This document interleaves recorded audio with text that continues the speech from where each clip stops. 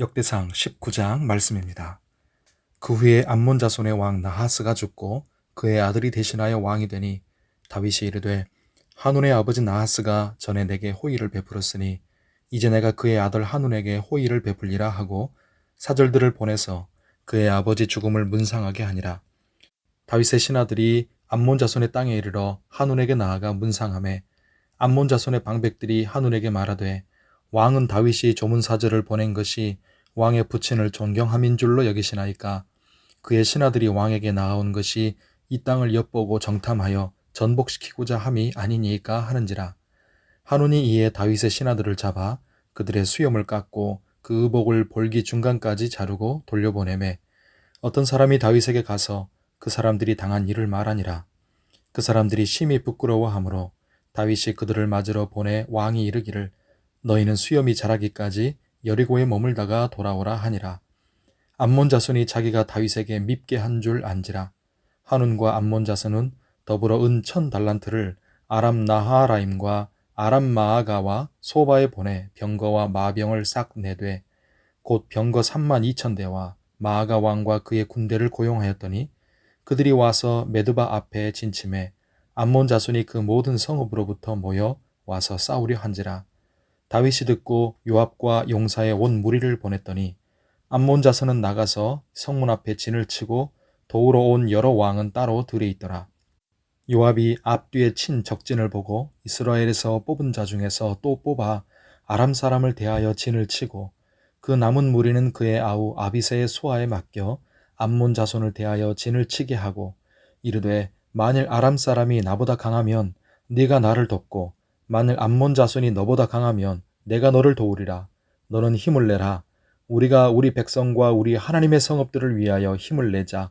여호와께서 선히 여기시는 대로 행하시기를 원하노라 하고 요압과 그 추종자가 싸우려고 아람 사람 앞에 나아가니 그들이 그 앞에서 도망하고 암몬 자손은 아람 사람이 도망함을 보고 그들도 요압의 아우 아비새 앞에서 도망하여 성읍으로 들어간지라.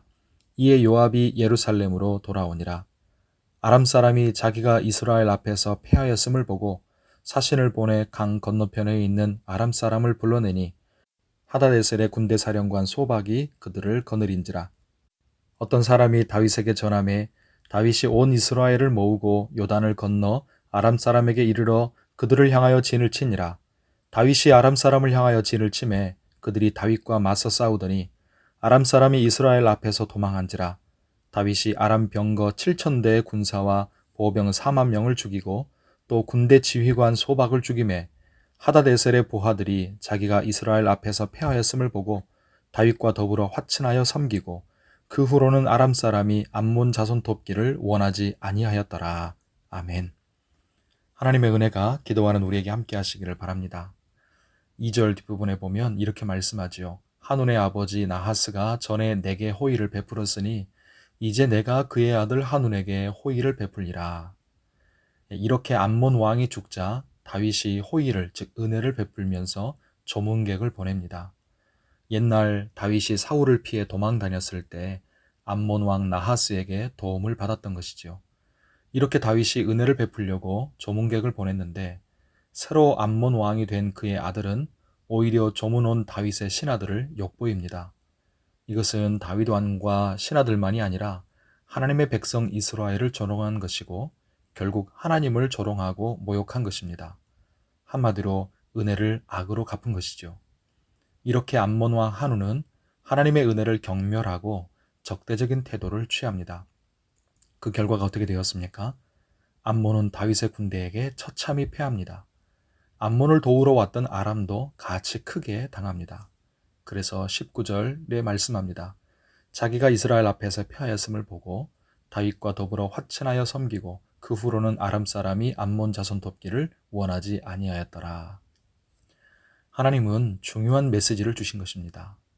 하나님이 어떤 분이신지를 알아서 은혜를 은혜로 알고 반응하면 축복이지만 하나님의 은혜를 저버리고 하나님과 하나님의 백성을 대적하는 자는 암몬과 아람처럼 망하게 될 것입니다. 신명기 28장 6절 7절에 말씀합니다. 네가 들어와도 복을 받고 나가도 복을 받을 것이니라. 여호와께서 너를 대적하기 위해 일어난 적군들을 네 앞에서 패하게 하시리라. 그들이 한 길로 너를 치러 들어왔으나 네 앞에서 7길로 도망하리라. 아멘. 옛날 이스라엘만이 아니라 지금 하나님의 택한 백성인 성도와 교회를 핍박하고 대적하는 세상과 악한 자들도 그렇게 될 것입니다. 하나님이 그때 하나님의 백성이었던 다윗과 이스라엘을 보호하시고 복을 주셨듯이 지금 하나님의 백성인 성도와 교회를 보호하시고 복을 주십니다. 그리고 이스라엘을 다윗이 스스로 세우는 것이 아니라 하나님이 세워주시는 것처럼 우리 인생도 주의 집인 우리 교회도 하나님이 세우실 것입니다. 주의 은혜 가운데 강건하고 평안하시기를 예수님의 이름으로 축복합니다.